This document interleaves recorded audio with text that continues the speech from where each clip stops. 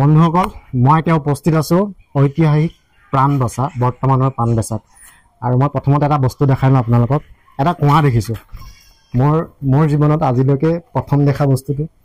এটা কুঁৱা আৰু এই কুঁৱাৰ পানীৰ ব্যৱস্থা এতিয়াও আছে এটা পানী আপুনি এতিয়াও ইয়াৰ পানী উঠাই আপুনি বিভিন্ন কামত ব্যৱহাৰ কৰিব পাৰিব গাঁও অঞ্চলবোৰত সাধাৰণতে এই ব্যৱস্থাটো আগতে আছিল বৰ্তমান নাই আছো খণ্ডকাৰ মাজাৰত আৰু এই মাজাৰৰ বিষয়ে খণ্ডকাৰ তেখেতৰ আসল পৰিচয় বা তেখেত মাজাৰটো কেনেধৰণে কি অৱস্থাত আছে বা কেনেদৰে প্ৰতিষ্ঠা হ'ল জনাবৰ বাবে খাদিম সাহেব আছে খাদিম সাহেবক প্ৰথমতে আপোনাক স্বাগতম জনাইছোঁ এই একচুৱেলি মাজাৰটোৰ নাম কি মই জানো মানে ধৰক মোৰ যিসকল মানুহে চাই আছে বহুতে নাজানিব খণ্ডকাৰ পীৰ দৰগাহ কিন্তু আচল নামটো হৈছে আব্দুল গনি এনেই ধৰক এখেত ইয়াতে কিমান দিন হ'লে মাজাৰটো ইয়াত ধৰক 200-250 বছৰ হ'ল তাৰ আগত তাত মানে 140 বছৰ হৈছে মানুহ বহা তাৰ আগত ৰিজাৰ্ভ হৈ আছিলে ৰিজাৰ্ভলৈ মানুহ আহে মানুহ যায় মানে দৰগাহলৈ আহে লিকেল যায় তাৰপিছত 140 বছৰৰ পৰাহে মানুহ গাঁৱত ঘৰ হৈছে বহিছে তেখেতৰ অৰিজিনেল নামটো কি বুলি ক'লে আব্দুল গনি আৰু তেখেত আৰু এটা ধৰক মই যিমান দূৰলৈকে জানো মই অকণমান অধ্যয়ন কৰিছোঁ তেখেতৰ বিষয়ে হয়তো তেখেত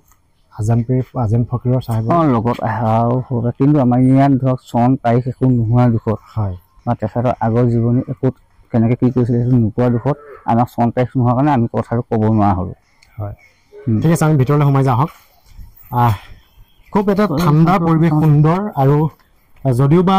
উৎকট গৰম তথাপিও ইয়াতে সেই অনুভৱটো হোৱা নাই আৰু চাৰিওফালে বাঁহ গছ আছে বাঁহ গছ থাকিলে এনেও ঠাণ্ডাই পৰি থাকে আপুনি ভিতৰলৈ সোমাই আহিয়ে দুফালে দুটা ঘৰ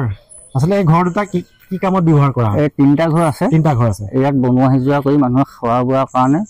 দিয়া হৈছে আমাৰ ইয়াত চকী মেজ চব আছে ডেস্ক বেঞ্চ আছে বনাব পাৰিব কোনোবা পাৰ্টি আহিলে ইয়াত খাই বহুত মানুহ হৈ যায় তেতিয়া এটা ঘৰত নোহোৱাৰ কাৰণে তিনিটা ঘৰত খোৱা বোৱা হয় মাজালৈ অহা চেনি বনাব পাৰিব আৰু এই ধৰক গোটেই যিটো আপুনি সম্পূৰ্ণ আপুনি চোৱা চিতা কৰে আপোনাৰ তত্বাৱধানতে থাকে এতিয়া ধৰক আপোনাৰ দেউতাৰ উত্তৰসূৰী ভাৱ হিচাপে আপুনি আছে হয় মানে আপোনালোকৰ পৰিয়ালত একাত্মক হিচাপে আহি আছে মই যেতিয়া মাজাৰ ভাগলৈ সোমাই আহিছিলোঁ সোমাই আহোঁতে মই এটা বস্তু লক্ষ্য কৰিছোঁ মানে বহুকেইটা বস্তু আপোনাৰ এটা লক্ষ্য কৰিছোঁ মই সেই প্ৰথম কথাটো হ'ল যেতিয়াই মই এই জপনাখন পাৰ হৈ দিছোঁ পাৰ হৈ দিয়াৰ লগে লগে মোৰ সোঁফালে এটা সাফলো আছে উই সাফলো মোৰ বাওঁফালে এটা আছে এই দুটা মানে দেখাত লাগিছে একদম সমান অৱস্থাতে আছে মানে একদম আমি যদি কোণা কোণি মাৰি দিওঁ একদম প্ৰায় সমান নিচিনাই লাগিছে আৰু চাইজটো প্ৰায় একেই লাগিছে কিবা ৰহস্য আছে নেকি ইয়াক মানে মাজাৰত আমাৰ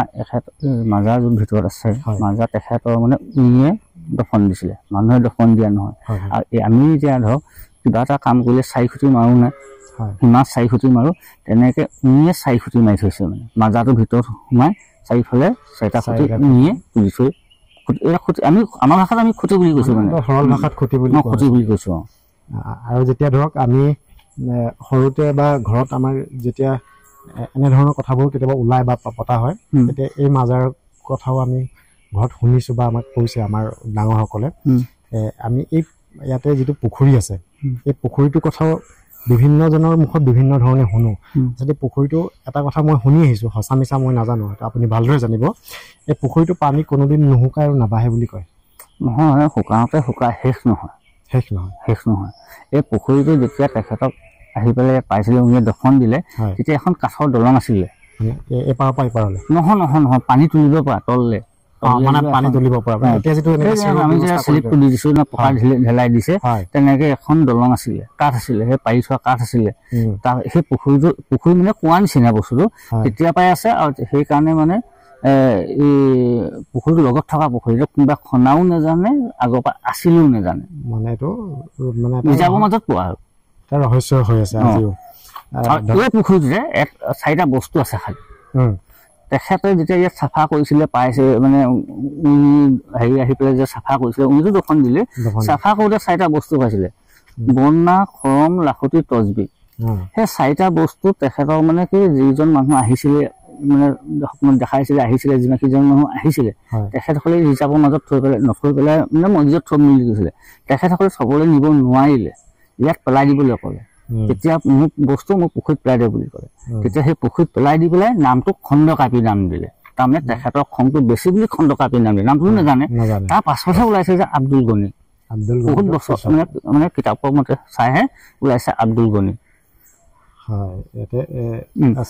এই মছজিদ এই মাজাৰ এই মছজিদ বনাইছিলে বাৰিষা দিনত বনাইছে এই মছজিদ বনোৱা প্ৰায় 100 বছৰ মানৰ ওচৰা-ওচৰি হ'ল তেতিয়া পানী বাৰিষা আনি পেলাই বস্তু পেলাইছিলে মানে ইয়াত গাড়ীটো নাহে মছজিদ বনাইছিলে ডিব্ৰুগড় জেলাল বক্তিয়াৰ ঘৰ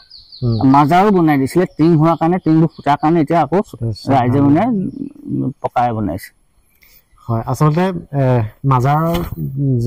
যি দৰ্জা আছে দৰ্জা লগাই থোৱা আছে গ্ৰিলৰ ভিতৰত কেমেৰা এলাও নাই সেইবাবে আমি ভিতৰত কেনেকুৱা কি অকণমান কি কি আছে কি কি নাই কিন্তু ভিতৰলৈ যাব নোৱাৰে ভিতৰত কিবা মানে অকল তেখেতৰ যিটো সমাধি মানে তেখেতৰ সমাধিটো এতিয়া এটা কথা চাওক মানুহে যদি এটা কবৰস্থান খান্দিবলৈ যায় খান্দিব পাৰিব দিশটো উলিয়াব নোৱাৰে কিন্তু উনিয়ে ইমান ধুনীয়াকে মানে উত্তৰ দক্ষিণকে মিলাই আজি এই যিমান বছৰৰ পৰা মানুহে পাইছিলে সি তেতিয়া যাব বা তেতিয়াৰ তেনেকেই আছে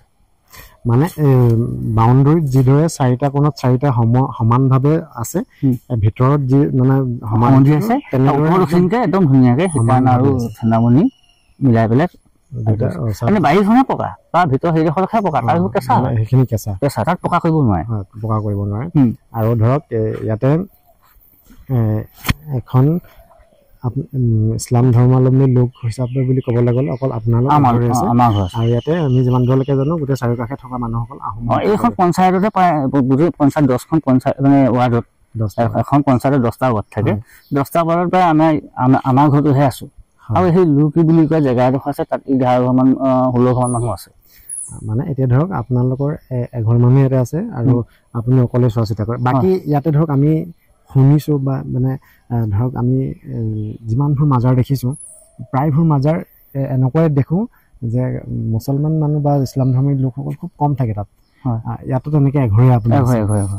আপোনাক তেখেতলোকে নিশ্চয় সহায় সহযোগ কৰে পুৰা কৰে বহুত সহায় কৰে তাৰমানে ৰাতি দিন বুলি নিজৰ ককাই ভাইকো ভাল হয় চুকাইহে থাকে তেখেতলোকৰ বহুত মানে মাজাৰৰ প্ৰতি তেখেতলোকৰতো খুব আদৰ সাদৰ আছে আমি শুনিছোঁ বা জানো দেখিলোঁ তেখেতলোকে কেনেদৰে সহায় কৰে আপোনাক মাজাৰ ভাগৰ প্ৰতি কেনেকুৱা মাজাৰে আজি যদি কাৰোবাৰ গা ভাল নাইকিয়া হৈছে ইয়াত মমদাল দিহে মেডিকেল নিছে বা হস্পিটেল নিছে বা কাৰোবাৰ বিয়া এখন হৈছে ইয়াত তামোল পাণ এযোৰ দিহে ছোৱালী আনিবলৈ বা কইনা আনিবলৈ গৈছে প্ৰতিটো ক্ষেত্ৰতে তেনেকে কিবা এটা কাম হ'লেই পটককে কাৰোবাৰ গা ভাল নাইকিয়া হোৱা কাৰোবাৰ বেমাৰ হোৱা কাৰোবাৰ মানে উচ্চ হোৱা চবতে মানে যিকোনো এটা কাম কৰাৰ আগতে আহি পেলাই মমদাল দিলে তেখেতৰ মোৰ হাতত দিয়ে বা ইয়াৰ পৰা ইয়াৰ চাকি তেখেতৰ পৰা দোৱা বা আশীৰ্বাদ বিচাৰে ইয়াতে এটা বস্তু আপোনালোকে লক্ষ্য কৰিব অহাৰ লগে লগে ইয়াতে এটা স্থান আছে য'ত আমি চাকি বাতিও দেখিছোঁ ইয়াতে এই স্থানতে মমো জ্বলোৱা হয় বা ধূপ জ্বলোৱা হয় চাকিও দিয়ে হয় তাৰমানে তেখেতসকলে দিয়ে আৰু তেনেকে পায় ইয়াৰ গাঁৱৰ মানুহখিনিয়ে সম্পূৰ্ণ ইয়াত বিশ্বাসটো বেছিকেলে তেখেতক দেখিছিলে বহুত মানুহে ইয়াৰ গাঁৱৰ মানুহে দেখিছে দেখাৰ কাৰণে তেখেতসকলৰ ভয় আৰু ভক্তিটো বহুত বেছি আৰু সেই ভয় ভক্তিৰ কাৰণে আমাকো বহুত সন্মান কৰে আজি পাণবছাত মোক যিটো সন্মানত ৰাখিছে সেইটো মই ভাষাই বুজাব নোৱাৰোঁ আচলতে এই সৰু ন্যূনতম কেইমিনিটমানৰ এটা ভিডিঅ'ৰ যোগেদি আপোনাক বা আপুনি জানিব বিচৰা সকলোখিনি কথা উপস্থাপন কৰিব পৰা নাযাব যিহেতু ইয়াৰ ইতিহাস আছে এটা ইতিহাস প্ৰসিদ্ধ পাণবছা এই গাঁওখন এখন ইতিহাস প্ৰসিদ্ধ আৰু এই ইতিহাসৰ বহু কথা আছে ইয়াতে বহু বিভিন্ন ধৰণৰ লোকবিশ্বাসো আছে বা প্ৰবাদো বহু কিছুমান আছে ইতিহাসৰ বহু কথা আছে সেইখিনি গোটেইখিনি কথা একেলগে এনেদৰে ক'ব পৰা নাযাব যে তথাপিও আমি কিছু অংশক আপোনালোকৰ আগলৈ এৰি দিলোঁ আশা কৰিছোঁ নিশ্চয় ভাল পাব